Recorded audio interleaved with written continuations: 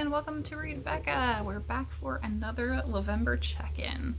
So I made some excellent progress again. I finished up the book that I was reading for my animal prompt, Better Than People by Roan Parrish. This is another Karina Adores book, which is the LGBTQIA+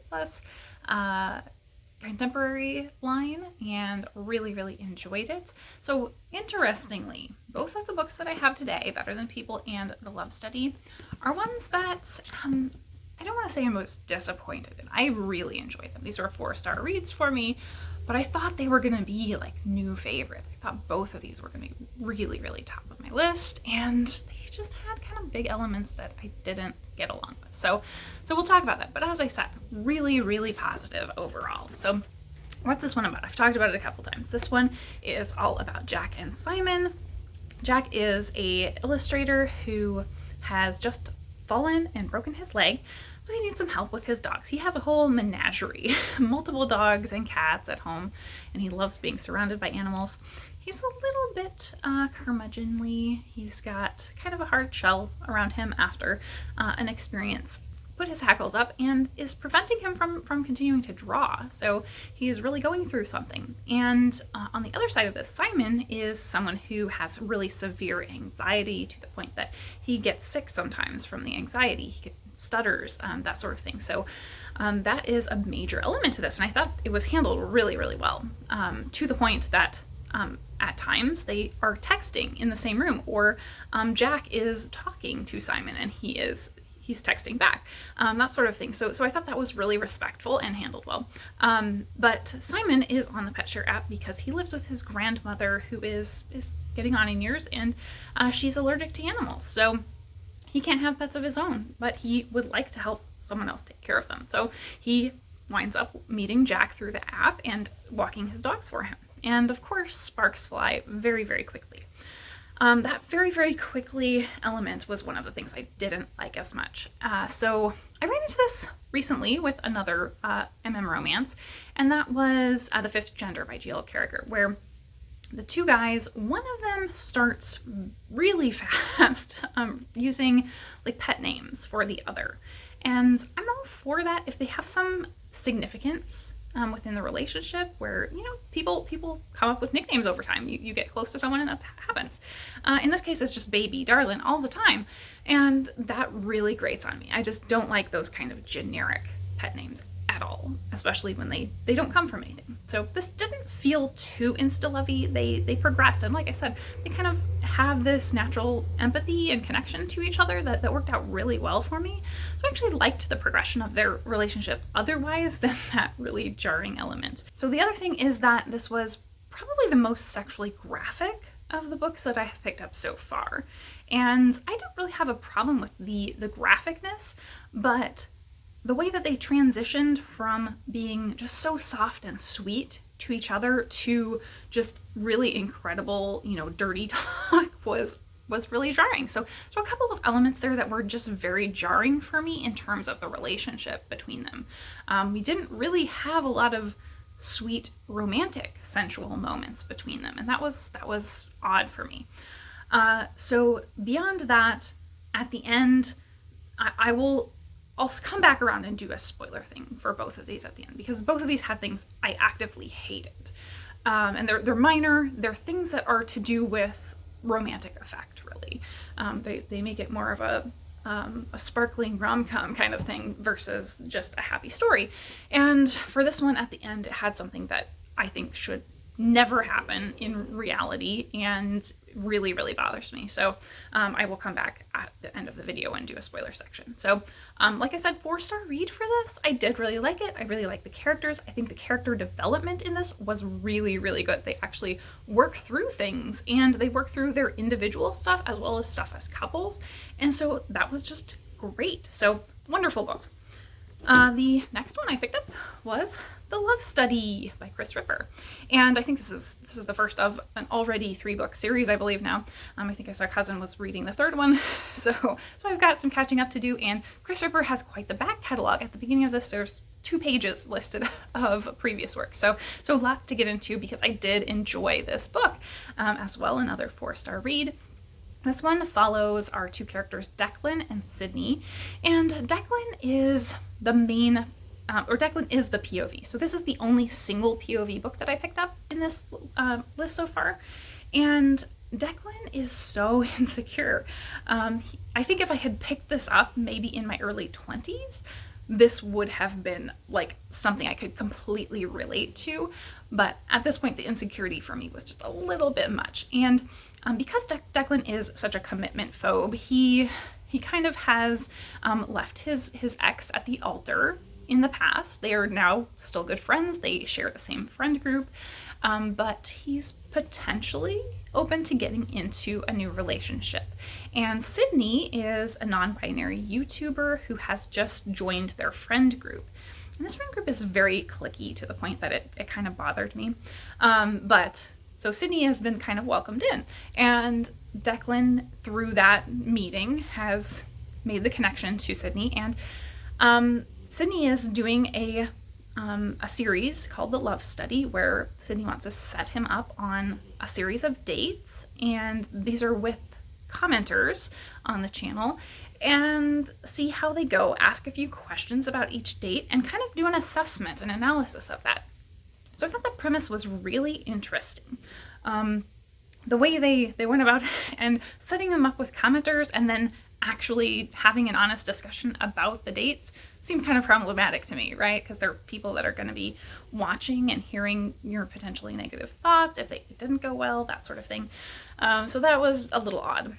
But of course, as Declan and Sydney are going along, the two of them start having chemistry, and they kind of immediately hit it off from the moment they're there with the friend group.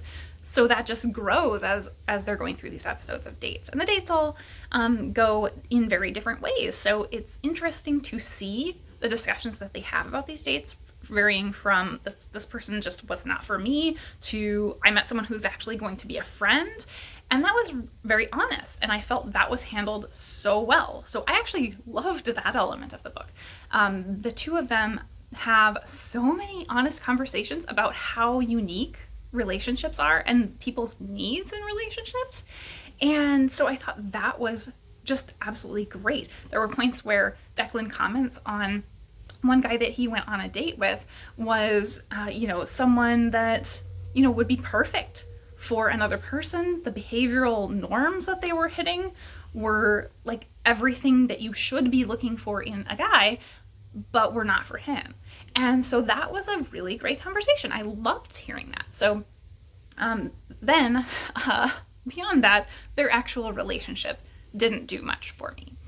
So the dating and the premise of the YouTube show was really cool. The actual couple, not as much. So going back to Declan's insecurity element here, he is so insecure that he is constantly checking in with everyone about the most minor inconsequential things, and to the point that it's really bothersome through the book. And so he's doing that in conversations with Sydney about minor things and feeling bad about everything. And the big things, though, he doesn't check in. And this happens in his job as well, where he's tasked with kind of this major change in his job. He's a temp. This is, feeding on his non-committal element. He won't take a full-time employment at his job. So he takes on this big task, though, and does something that is really not the way he was supposed to do it. And it ends up working out for him, but he did it really the wrong way because he just made assumptions about how he should do it, and instead of checking in with his boss. And so I didn't really like that at all. Like, you can't do that at your work. You shouldn't do that in your personal relationships. And he does. He continues to do that with the major things about he and Sydney's relationship. And so I didn't like that as much. And that's really what leads to kind of the third act conflict. So for as much time as we spend in Declan's head as the single POV, I don't feel like we really got to know him as a character very much. He's just defined by this constant insecurity. And so I felt, coming from earlier this month, having read Knit, Pearl, A Baby and a Girl, we saw that play out as well there. And in that case, we had this really insecure character who had a lack of confidence big time and actually worked through that, and you could see the character growth. I didn't see that here at all. We actually get, kind of individual resolutions to conflicts, but not any sort of movement as a character that I could see him changing going forward. So he has realizations, but we don't see any forward momentum from that. At one point, he's talking to his ex, and we can see his ex has actually, progressed and moved forward. So his ex says, hi, do I look destroyed to you right now? Don't make me into the stick you used to beat yourself, okay? And so they're part of the same friend group, as I said earlier, and they get along and they have a continued relationship, but it seems like Declan has continued in this friend group just because he feels like, he can't change things. He goes along, and that's really what happened in his past relationship. And that sort of feels like what he's been doing with Sydney at a lot of this time. And that kind of is another part of what creates the conflict here. So that was a lot of the negatives.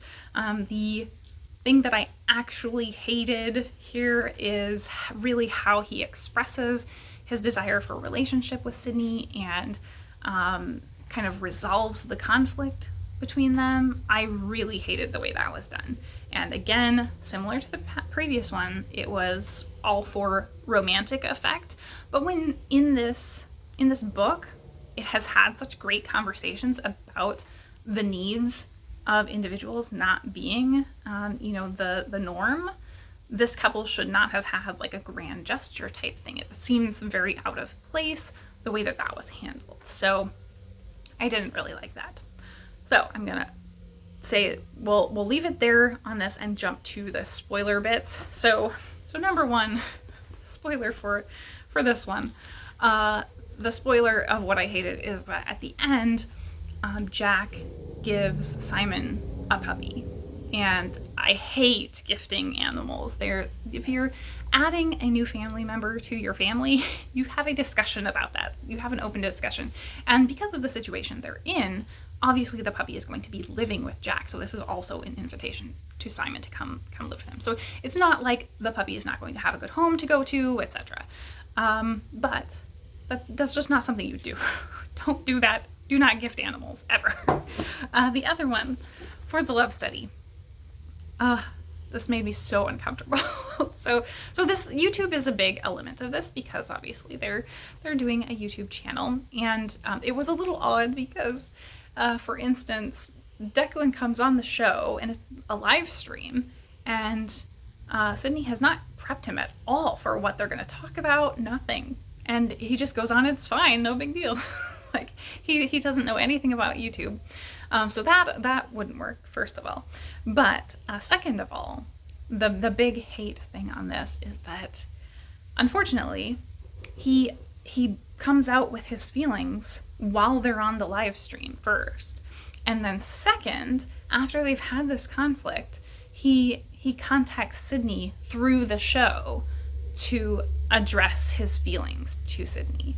And I hated that. Like, that is the worst option. Not just in general. Like, if you want to have that conversation, you have that conversation privately, for sure. But for this particular couple, that's the way it should have been handled. Like, for this particular couple, there's no way they would have wanted for this to be handled publicly, like on a live stream. That just made no sense to me. So yeah, both of those, great for romantic effect, I guess, if you're doing a rom-com, Hallmark movie, whatever. Not for me at all. So that was my reading this week, and I keep forgetting to mention the prompt. So this one was for the animal prompt, and this one was for contemporary. So I got both of those knocked out of the way. The only prompt I have remaining is my fantasy or sci-fi fantasy prompt, and I've got the Blacksmith Queen coming up. So we will get into that this coming week. And then my optional picks, I had the three bonus picks to read, so I will hopefully be getting to those before the end of the month because I've got a couple weeks left still. So yay. Hopefully you all are still enjoying Lovember. Yeah, let me know if you are reading anything great for Lovember, and let me know if you have any thoughts about these books, particularly if you also hate those things I mentioned.